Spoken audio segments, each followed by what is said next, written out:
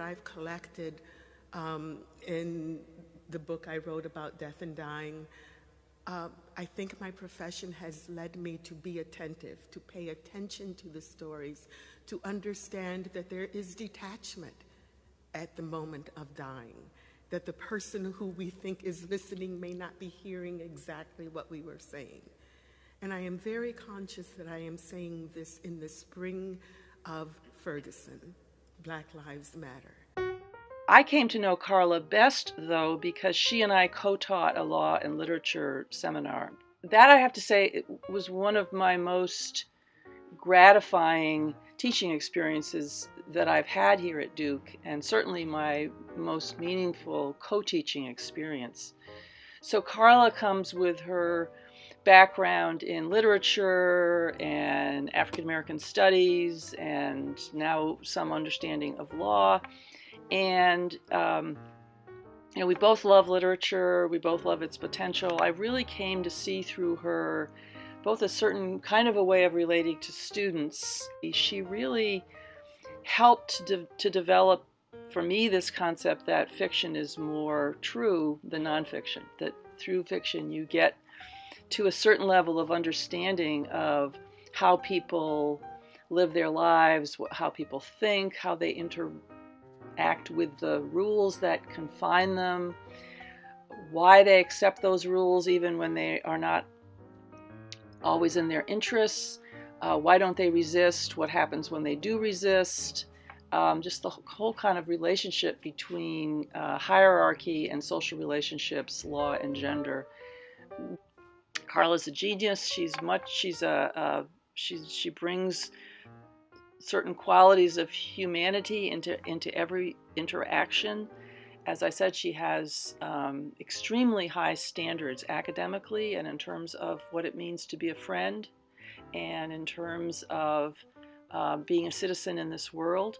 She knows who she is in a way that I think makes her extremely effective in bringing out the best of others and in using herself as an agent of social change. So Karla is a remarkable woman. Not always easy, but quite remarkable.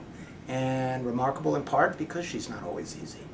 I think that from my standpoint, when I was provost for all those years, Karla kept my feet to the fire, but she also gave me lots of insight and into issues of race and diversity and inclusion, but well beyond that. I mean, as dean, she had a broad portfolio, and we discussed many things, and I think she was the first dean of her type, and so she was a path breaker.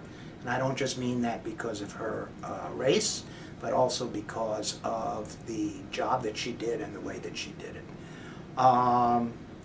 Karla's retiring is going to leave a hole at Duke, and it's going to leave a hole because of that sort of tough but iconoclastic thinking about race and diversity and inclusion, and the way that she could speak truth to folks but keep them well within her sphere. I've always considered her a friend even when we haven't agreed, and I think she's always considered me a friend, and that's been important to me, and she's been important to me, so this is a real honor for me to be able to say this.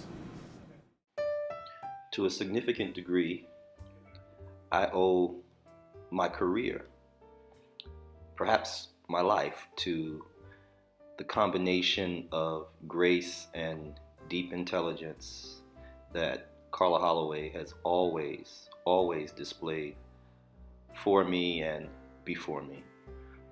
When I was a graduate student at Duke, I was lost and without guidance and eager and desperate to identify someone who could walk the journey with me. In fact, guide me on a journey for which I was not at all prepared.